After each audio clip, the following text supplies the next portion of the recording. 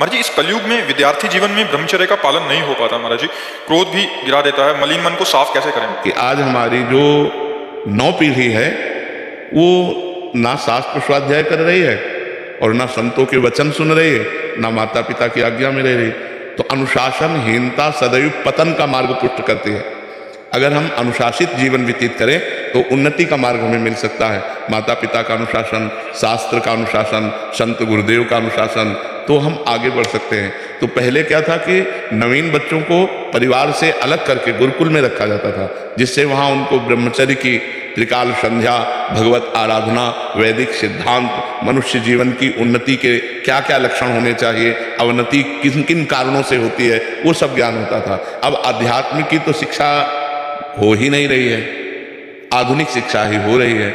आधुनिक शिक्षा में इतनी क्षमता नहीं है कि वो हमारे मन को रोक सके।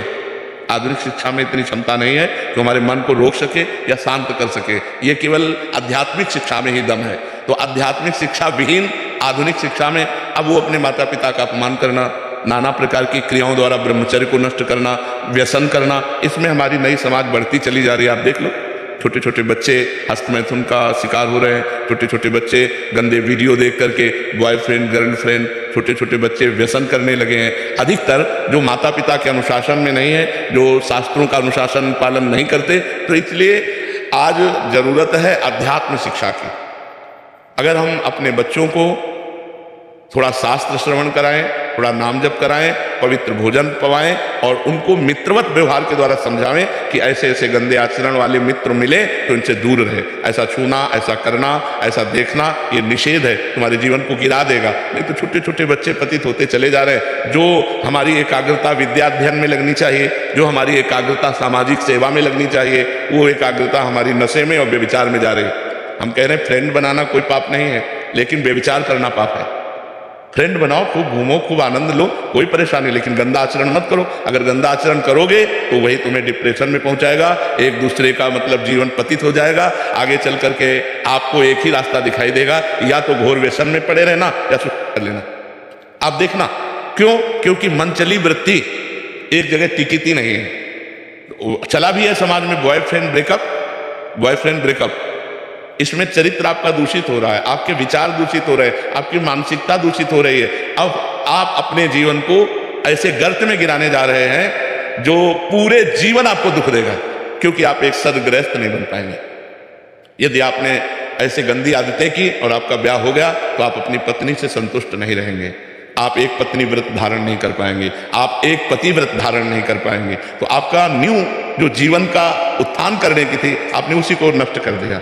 इसलिए हमारी बच्चों से प्रार्थना है कि गंदी बात से बचो। दोस्ती में हम कहते हैं कि दोस्ती हजारों से कर लो, हजारों से दोस्त। हम तो कहते हैं शत्रु किसी को बनाओ ही मत, पूरे विश्व को मित्र बनाओ। मित्र बनाने में कोई बात नहीं, लेकिन गलत आचरण मत करो, गंदा व्यवहार मत करो। जब तक ब्याह ना हो जाए तब तक ब्रह्मचर्य का पालन करो, माता पिता की आज्ञा में रहो, ऐसे बिल्कुल गंदे आचरण नहीं। तो ये हमारे समाज का स्वरूप बिगड़ता जा रहा है। इसे आप ही लोग मिलकर संभाल सकते हो, माता पिता। और अगर आप सुधरो तो सुधर गया समाज। हम दूसरे को सुधारने की चेष्टा न करें। यदि हम अपने को व्यसन और व्यभिचार रहित बनावें तो हमारा समाज सुधर जाए। अगर हम एक एक आदमी सुधरना चाहे तो समाज सुधर जाए, लेकिन सुधरने के पक्ष में बहुत कम लोग हैं और बिगाड़ने और बिगड़ने के पक्ष में बहुत सहजता है ना, उसमें सरलता है। सुधरना चढ़ाई चढ़ना है, बिगड़ना फिसलना है। फिसलने के लिए सब तैयार है और फिसलाने के लिए तैयार है, लेकिन चढ़ने और चढ़ाने के लिए अध्यात्म की तरफ, धर्म की तरफ, पवित्रता की तरफ ये बहुत कम रह गए हैं समाज में जो ऐसा चलना चाहे। एक 12 वर्ष का बच्चा यहाँ बैठ के कह रहा है मैं तुमसे परेशान हो चुका हूँ। तो उनका कितनी आयु है? बोले 12 वर्ष की। और फिर उसने कहा कि हमारी गर्लफ्रेंड भी है। तो उनका 12 वर्ष में गर्लफ्रेंड हो गई। तो मतलब ये छोटी छोटी अवस्थाओं के बच्चे इतने गंदे स्तर में गिर रहे हैं, तो क्या होगा, समाज का क्या होगा? कॉलेज आदि में यही ट्रेंड चल चुका है महाराज जी। तो कैसे महाराज जी सुधार होगा?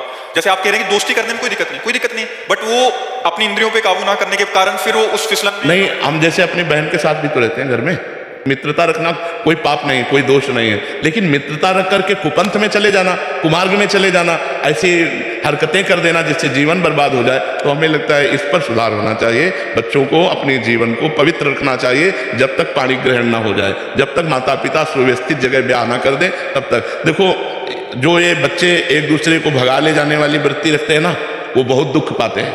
मतलब माता पिता सालों लगाते हैं अपनी बच्ची के ब्याह के लिए, सालों जा जाके अगल बगल पूछ के रिश्ता नाता उसके आचरण उसके, तब जाकर अपनी बच्ची को सम्मान के साथ उसके हाथ में देते। और तुम जो दो चार बातें कही होगा भाग गई उसके साथ, तो पूरा जीवन निर्वाह थोड़ी होगा।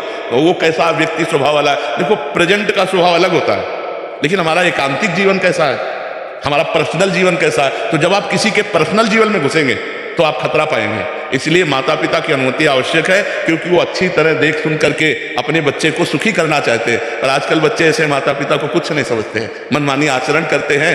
बहुत विचित्र दशा रही, बहुत विचित्र दशा रही। जो जवान बच्चे हैं वो बूढ़े माता पिता को पीट रहे हैं अपने माता पिता के अनुसार। और मातृ देवो भव पितृ देवो भव, शास्त्र वेद आज्ञा करता है। अगर माता पिता की आराधना नहीं हुई तो भगवान की आराधना कौन कर सकता है? भगवान तो अव्यक्त है, माता पिता तो व्यक्त भगवान हमारे विराजमान है। इसलिए समाज को आध्यात्मिक शास्त्रों का स्वाध्याय करना चाहिए, आध्यात्मिक संतों की वाणी सुननी चाहिए और उसके अनुसार अपने आचरण बनाने चाहिए। हरे कृष्ण महाराज, हमारी संतों की निंदा हो रही है तो क्या करना चाहिए? कान में अंगुली डाल लेनी चाहिए, क्योंकि अपने अपने चश्मे हैं। जिस चश्मे को हम हरा चढ़ाएंगे तो संसार हमें हरा दिखाई देगा, लाल चढ़ाएंगे तो लाल दिखाई देगा। अब संतों के भाव को समझ पाना, स्थिति को समझ पाना, तो संत ही, तो संत तो सब है नहीं।